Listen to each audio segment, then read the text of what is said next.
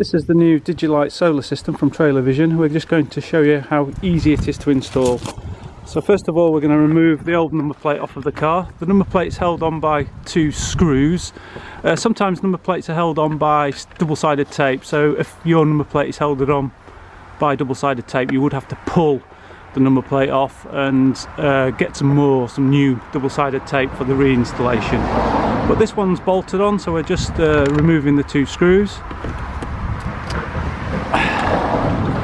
And the camera, the Digilight solar camera, is built into the number plate holder, so the number plate holder now goes in place of the number plate. And as you can see, the camera holder has lots of pre-drilled holes, so you just need to make sure that two of the holes line up with your number plate holes. If they don't, you could make two new holes. Fortunately for this car, which is a standard width actually, it does line up, so you should be the same, but if not, you'd have to make two new holes. So you can see John's just refixing the camera and number plate holder where the number plate was, using the same bolts. You could bolt through the number plate as well if you wanted to, if the bolts are long enough, and there are some new bolts in with the camera. So it's personal choice, or you could have a new number plate without any holes in, which is probably what we'll do. So that's the number plate holder, the camera. The camera's powered by the solar panels, or the battery that the solar panels recharge.